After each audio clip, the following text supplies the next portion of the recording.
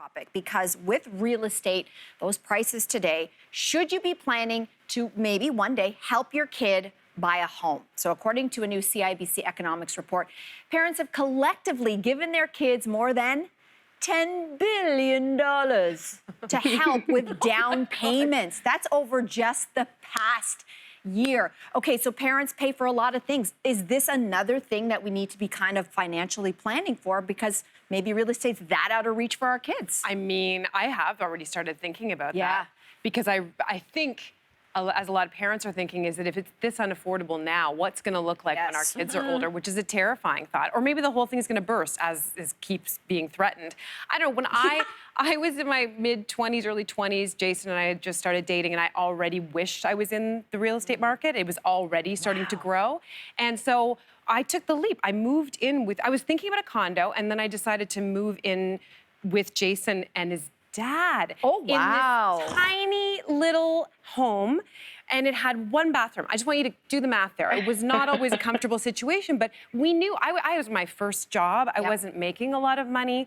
And, you know, with the rent, what it was, there was no way I would have been able to save up. We did get a bit of help from our parents, but nothing like what the statistics are saying today. What this report said is that on average, it's between $80,000 and $100,000 plus that a parent is giving. I don't know where the parents are getting this kind of money from. That I don't think is. Or are they deferring? Is it moving? Guess maybe it is. Great question. Like, are you going to pay for university, or is it mortgages? You know, like, am I going to pay for your wedding or university or a down payment? Because I think there is a lot of pressure on parents. I really do. The most secure thing out of those three you just listed is the real estate, though.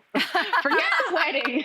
Forget the university degree. I mean, university is important. And I mean, especially here, I'm living in the States, and it is insane how much, you know, people have to save in order to get their kids into university. But nowadays, with so many different ways to get into the job market and to make money, get a house.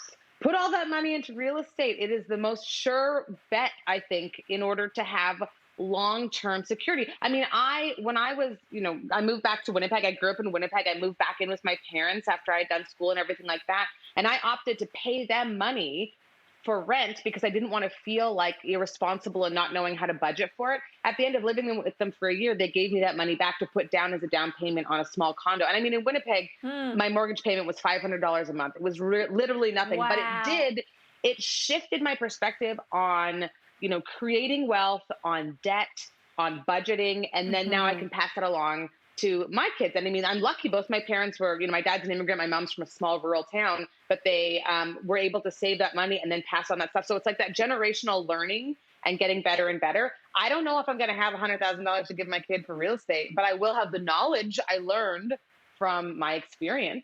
I think that's an important thing. I love that so much, because I didn't have parents who sort of instilled that in me, like to buy a house.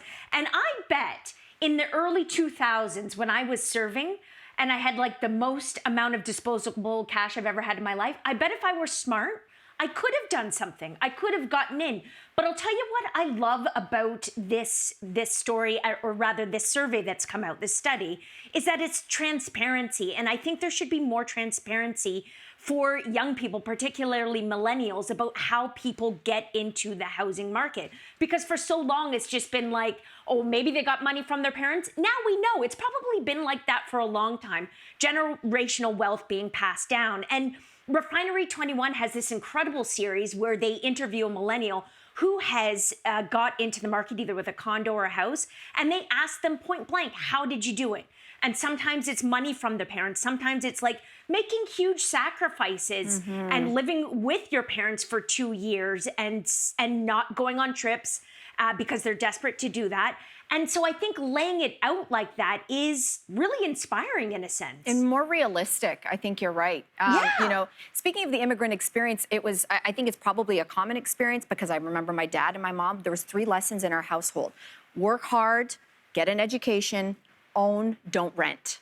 And that went from everything from cars. We've never had a brand new car ever in my family or in my life. It's always buying used outright, good quality used.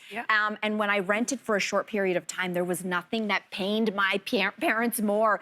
They were like, you're paying what for Toronto apartments? Like, that's not appropriate. And so they did help me and my sister, when we bought our first condo together, we couldn't have done it without them. But they said, this is a business transaction. From here on in, all the mortgage payments, all the bills, it's all you. But it was because we learned how to work, we did work hard in school, and we were able to get a job that over time we could start to afford and build equity. Ooh, that E word was buzzword in my house. Yeah.